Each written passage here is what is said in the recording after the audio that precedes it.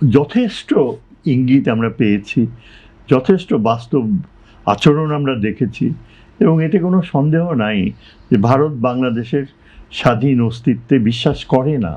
Unfortunately এই কনক্লুশনে যেতে হচ্ছে, কেননা আমরা যে গত 16 বছরে ভারত যেই পথে এগিয়েছে, এবং এই যে হঠাৎ করে আমরা যে বুঝতে পারছি যে তারা এইভাবে অস্বাভাবিকভাবে বাংলাদেশের অভ্যন্তরে আমাদের যে মাইনরিটি ভাইদেরকে ইয়ে করছে, উৎসাহ দিচ্ছে যেসব কার্যে, এবং যেই ধরনের ধর্মীয় নতুন সংস্কার আনতে, এটা তো আমাদের চিরন্তন যে পাশাপাশি বাস করা আমাদের এই অঞ্চলের যে সৌহার্দ্য, তার বিপরীতে হঠাৎ চলে যাচ্ছে। এবং ভারতের এই বিজেপি ক্ষমতায় আসার পরে এখন বর্তমান ভারতের ইন্টেনশনস মোটেও বাংলাদেশের মানে অস্তিত্বের পক্ষে না, স্বাধীন অস্তিত্ব না, অন্তত অ্যাটলিস্ট করদ রাজ্য হয়ে থাকা বাস্তবায়ন করা হচ্ছে মূল উদ্দেশ্য। এজন্যেই আমি বলি যে আমার পাশে জুলকারনাইন যে ধারণাটা দিয়েছে এটা খুবই গুরুত্বপূর্ণ, যে উদ্দেশ্যটা এই সরকারের হচ্ছে যে কোনোভাবে এই অন্যদেরকে ইনভলভ করা আর চীনের কাছ থেকে অর্থায়ন আনা। এই প্রক্রিয়াটা কারা চাচ্ছে? এই প্রক্রিয়া চাচ্ছে এই সেই আমলাতন্ত্র একটা বড় অংশ, যারা 16 বছরে অভ্যাসগতভাবে, হ্যাবিচুয়াল ওবিডিয়েন্স আমরা বলি পলিটিক্যাল সায়েন্সের ভাষায়, অভ্যাসগতভাবে কনভার্টেড হয়ে গিয়েছে যে ভারতের বাস্তবতা থেকে আপনি কখনো বের হয়ে আসতে পারবেন না।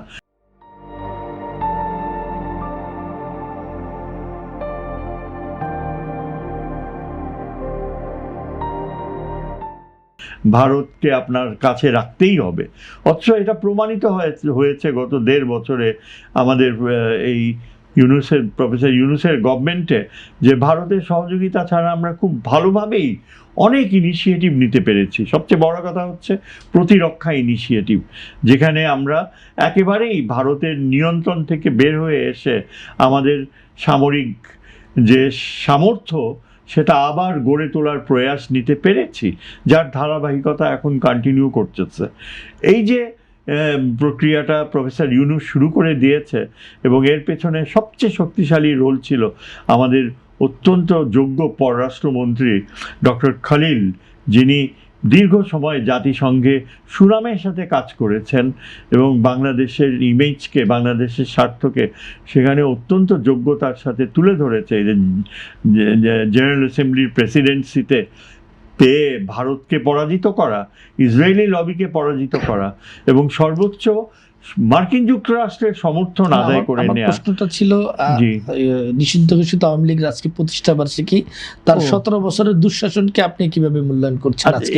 এটাই তো আমি, যারা দর্শক যারা বোঝার তারা আই এম শিওর বুঝে নেবে যে এই যে আমাদের পররাষ্ট্র নীতির আমরা ভারতের প্রভাব বলয় থেকে বের হয়ে আসতে চেষ্টা করছি, আমাদের এটা পূর্ণাঙ্গতা পেতে পারে যদি আমরা চীনের সাথে প্রতিরক্ষা ব্যবস্থায় এই যে প্লেনসগুলো ক্রয় করা হবে, এটা ভারতকে ডেফিনেটলি সবচেয়ে বেশি উৎকণ্ঠায় ডোবাচ্ছে।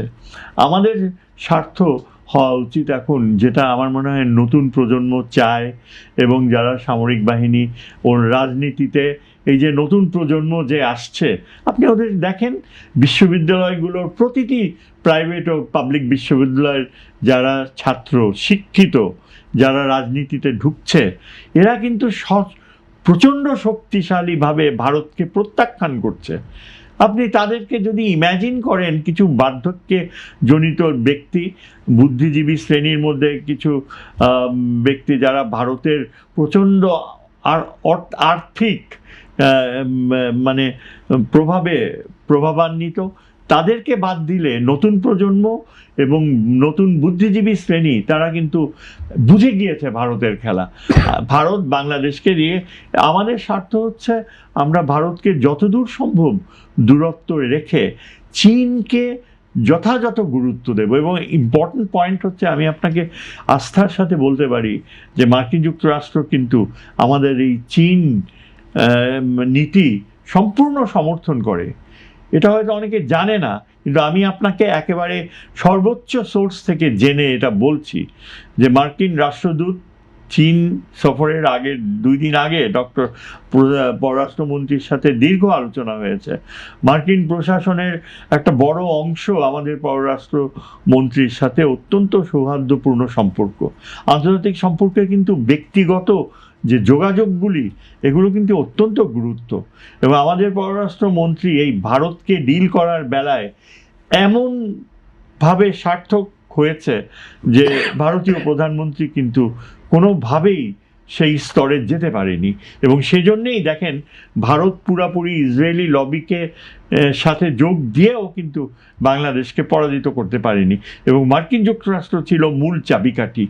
মার্কিন যুক্তরাষ্ট্র নিজে একা 2টা ভোট আরও অ্যাড করেছে। আপনি জানেন মাত্র 4টা ভোট এদিক সেদিক হলেই কিন্তু অন্যরকম রেজাল্ট হতে পারত। সুতরাং আজকে চীনের সাথে সম্পর্কের ক্ষেত্রে এই তিস্তার বিষয়, পদ্মার বিষয়ে মনোভাব সুস্পষ্ট হওয়া উচিত। It should be totally. আমি একটু আবার আপনার কাছে আসবো, একটু জুলকারনাইন জন্য আপনার কাছে যেতে চাই যে চীনের কাছে গেলে কি মার্কিন যুক্তরাষ্ট্র মেনে নিবে কূটনীতিতে, বৈশ্বিক কূটনীতিতে? আমি জানি না, স্যার যেহেতু একটা সিওরিটি দিল, হ্যাঁ, কিন্তু যেহেতু আমরা হচ্ছে যুক্তরাষ্ট্রের সঙ্গে একটা চুক্তি করে আসছি, যে চুক্তিতে আমাদেরকে হচ্ছে অন্য যে কোনো কারোর সাথে চুক্তি করার জন্য আমাদেরকে যুক্তরাষ্ট্রের অনুমতি নিতে হবে। জাস্ট ইউনিট সরকারের শেষ সময় আমরা হচ্ছে এই চুক্তিটা করে আসছি। এখন চীন আসলে চীনের কাছে আমরা যাওয়াতে আমাদের লাভ হবে, অন্যরা আমাদেরকে গুনবে। হ্যাঁ, হয়তো যে একটা শক্তির কাছে তো আছে, আপনি হয় আমেরিকার কাছে থাকতে হবে, অথবা চীনের কাছে থাকতে হবে, হ্যাঁ, অথবা রাশিয়ার কাছে থাকতে হবে। আপনাকে তো পৃথিবীতে কারো না কারো কাছে সাথে থাকতে হবে। আপনি যেহেতু আমরা ছোট দেশ, হ্যাঁ, তো চীনের কাছে থাকলে লাভ হবে, কিন্তু একদম পুরোপুরি আমরা জানি না। আসলে স্যার বললোই তো যে অনেকে জানে না, হয়তো আমরা জানি না যে উনি ইনসাইড ইনফরমেশন মেবি হতে পারে যে হয়তো আমেরিকা এটাতে রাজি আছে। আর আমেরিকা তো আবার চীন যাই করুক বাইরে, ওরা কিন্তু ব্যবসা আর ইয়ের ক্ষেত্রে কিন্তু তারা বন্ধু। হ্যাঁ, ব্যবসার ক্ষেত্রে তারা খুবই বন্ধু। কোথায় তার স্বার্থ হবে, কোথায় কি লাভ হবে, হ্যাঁ, আমেরিকার সবচেয়ে বড় বিজনেস পার্টনার তো চীন।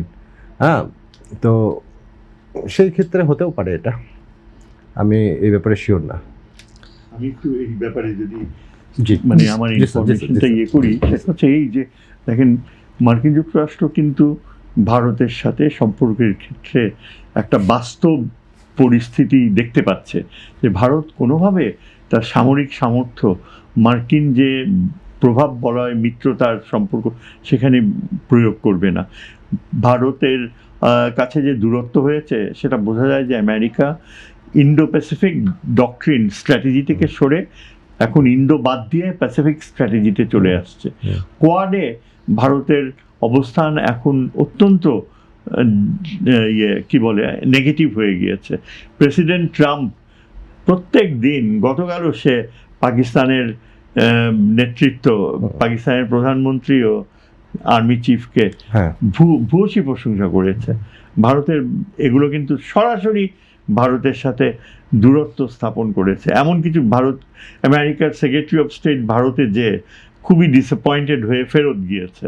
সুতরাং ভারতের প্রভাব আমরা যদি চিন্তা করি এখানে, অপরদিকে দেখেন কেন চীনের সাথে আমেরিকার নতুন সৌহার্দ্য গড়ছে, এর সবচেয়ে ইম্পর্টেন্ট কারণ হচ্ছে যে আমেরিকা, স্পেশালি প্রেসিডেন্ট ট্রাম্প কিন্তু একজন ব্যবসায়ী চিন্তাবিদ, এবং মূলত সে ব্যবসা সংক্রান্ত উদ্দেশ্য নিয়েই চীনের সাথে ব্যবসায়ী করবে। এখন এই যে রেয়ার আর্থ ডিল, এটা হয়তো অবগত আছেন, রেয়ার ডিল যে আমেরিকার সাথে যে চায়নার যে ইয়ে হয়েছে, আন্ডারস্ট্যান্ডিং হয়েছে, সেখানে এই দুটি দেশই কিন্তু ভবিষ্যতে কনফ্রন্টেশন পথ থেকে সরে যে তারা অত্যন্ত গুরুত্বপূর্ণ সহযোগিতার পথে যাবে।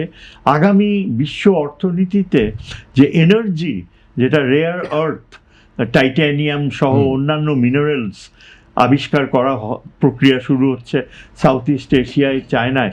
সেখানে এই দুটো দেশ কিন্তু এখন সহযোগিতার পথে যাবে এবং আগামী যে আমেরিকায় যে সরকার আসবে, যারাই আসুক, রিপাবলিকান বা ডেমোক্রেট, তারা কিন্তু তাইওয়ান ইস্যুকে প্রাধান্য দেবে না। চায়না, আমেরিকা এখন তাইওয়ান থেকে তার ইনভেস্টমেন্ট, যেটা রেয়ার কম্পিউটার চিপস, সেটা সরিয়ে নিচ্ছে এবং চায়নাও কিন্তু তার নিজস্ব রেয়ার কি বলে মেটেরিয়ালস যে কালচার তৈরি করবে, মায়ানমারের পূর্বাংশ, তারপর সাউথ ইস্ট এশিয়া, এমনকি বাংলাদেশের একটা অংশও কিন্তু এই রেয়ার আর্থ অ্যাগ্রিমেন্টের আওতায় আনবে। এগুলোই আমি মনে করি যে এক মৌলিক যে একাডেমিক রিজনস, যার ফলে এখন এই বাংলাদেশের সাথে চীনের সৌহার্দ্য, এটা মার্কিন যুক্তরাষ্ট্র এখন এই পর্যায়ে একটা ইনভেস্টমেন্ট হিসেবে, উপকারী হিসেবে, কারণ আমেরিকা দেখতে পাচ্ছে ভারতের সাথে বাংলাদেশের কোনো বিশ্বাসযোগ্য সম্পর্ক হচ্ছে না। এই যে ধর্মীয় আচরণের ক্ষেত্রে আমেরিকান সহ অন্যান্য এমবেসিগুলো সরাসরি দেখতে পাচ্ছে